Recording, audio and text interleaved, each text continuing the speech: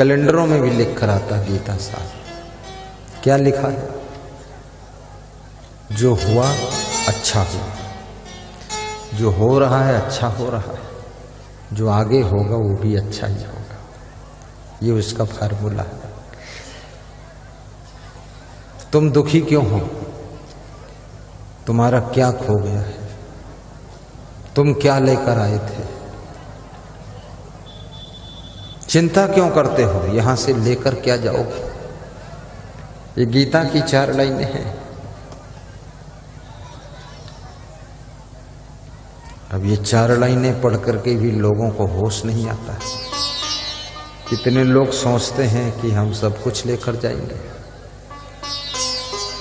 बड़ी चिंता, बड़ी टेंशन, बड़ा तनाव, बहुत दुखी। और कितने लोग तो परिवार के लिए बहुत दुखी रहते हैं। बड़ी मोह माया। बच्चे को तुम जन्म दे सकते हो, उसका भाग्य तुम नहीं बना सकते। इसलिए मैं निवेदन करूंगा, तुम्हारा जो कर्तव्य है वो तुम कीजिए। बाकी बच्चे का जो कर्म और भाग्य है वो सब हो जाएगा।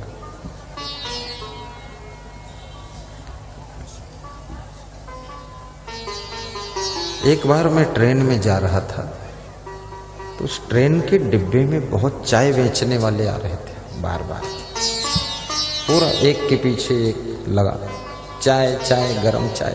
तो मैंने पूछा, इतनी भीड़ चाय बेचने वालों की है, इतना तुम लोग चाय क्यों बेच रहे हो? बोले, आप तो साधु संत ठहरे, आपको क्या पता है।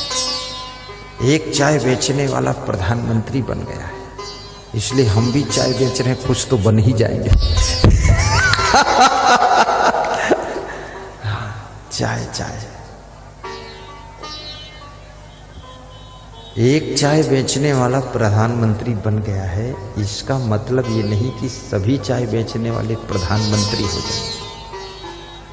नहीं बनेंगे। चाय बेचने से प्रधानमंत्री बनने का दूर तक कोई रिश्ता नहीं है। इसलिए किसी की नकल मत करो।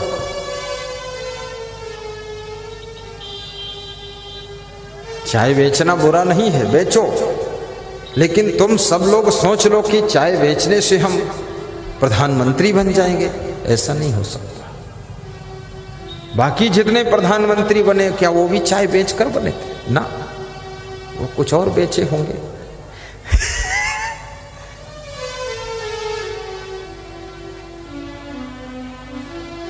किसी की बराबरी मत करो, आप अपनी चाल में चलो, प्रसन्न रहो।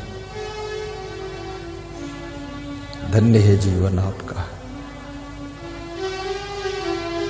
बहुत सुखी हो आप, कोई दुख नहीं, मंगलमय है। जो मिला है बहुत है, जो जरूरत है वो भी मिल जाएगा,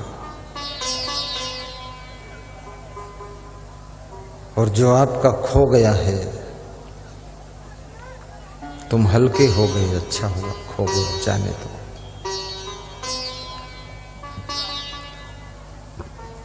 तो भाग्य का निर्माण नंबर 1 सुंदर स्वभाव से होता है, नंबर 2 सुंदर चरित्र,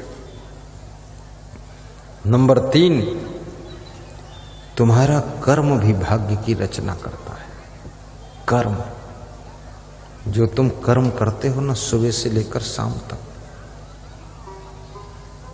ये कर्म ही आज का कर्म कल भाग्य बन जाता है। सुबह का कर्म शाम को भाग्य बन जाता है। और कर्म करने में हर जीव स्वतंत्र है।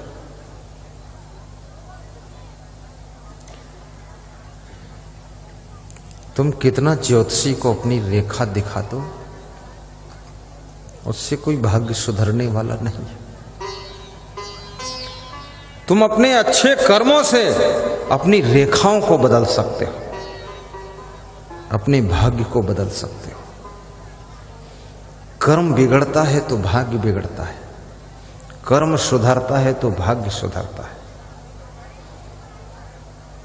इसलिए कर्म पर ध्यान दीजिए।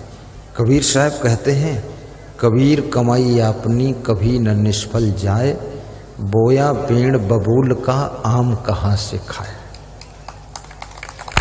कितना अच्छा उदाहरण है। कबीर साहब की यही विशेषता है कि उदाहरण बहुत अच्छा देते हैं कि बोया पेड़ बबूल का, बबूल बोया है और बबूल के पेड़ में आम के फल तोड़ने गए, उसमें कहाँ आम के फल लगे, आम कहाँ से खाए। कर्म,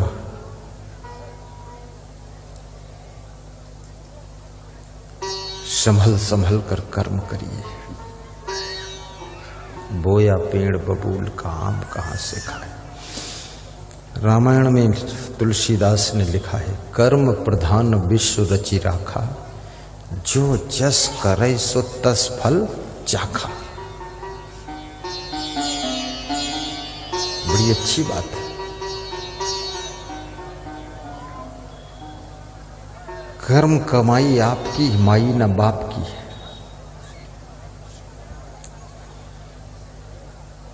कर्म प्रधान विश्व रचि राखा, जो जस करहि सो तस फल चाखा। गाइए। कर्म प्रधान विश्व रचि राखा,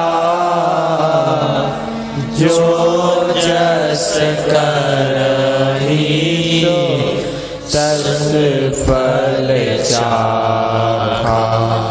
कर्म प्रधान विश्व रचि राखा, जो जस करहि सो तस फल चाखा।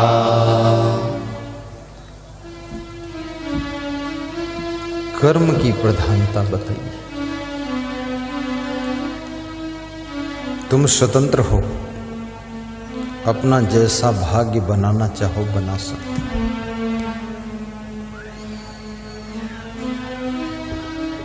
बहुत गलतियां करोगे, भाग्य बिगड़ जाएगा।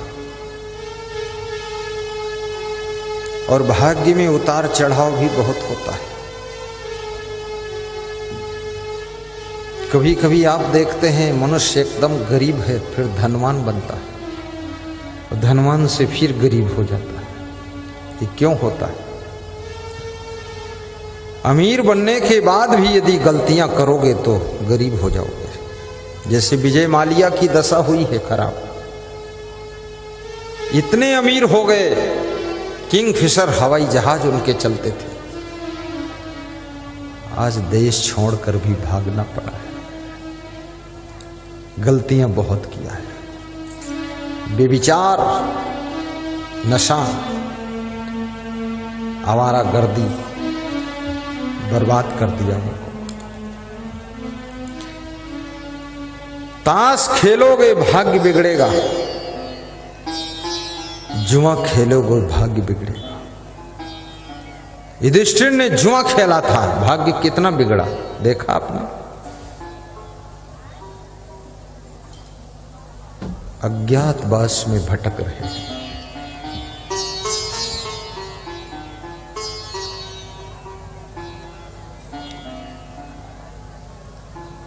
बहुत ही पांचों पांडव दुख उठाते हैं। जुआ तो युधिष्ठिर ने अकेले खेला था, लेकिन उनके साथ जितने लोग जुड़े हैं वो भी दुख भोग रहे हैं।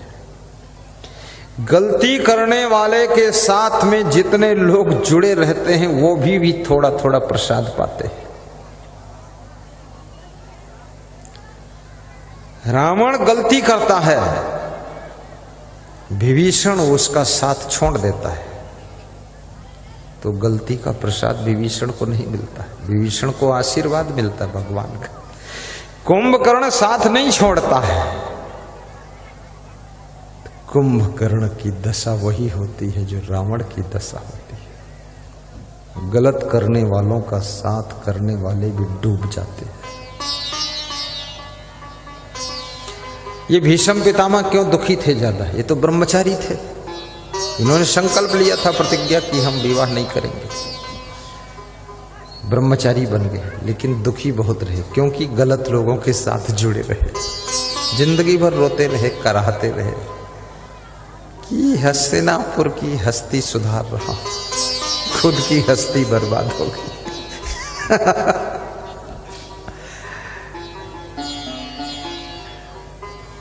ये भीष्म पितामह जिसका बचपन में नाम देवव्रत था, जो इतना वीर बालक था, काशी नरेश को अकेले सेना को पराजित करके बांध करके रथ पर लाद कर ले आया था, वो व्यक्ति कौरवों के पक्ष में जुड़ने के कारण पूरी जिंदगी भर दुख भोगता रहता है, रोता रहता है। जलती हुई लकड़ी के साथ में गीली लकड़ी भी यदि जुड़ जाती है तो भी धधक धधक करके जलकर राख हो जाती है। और याद रखना,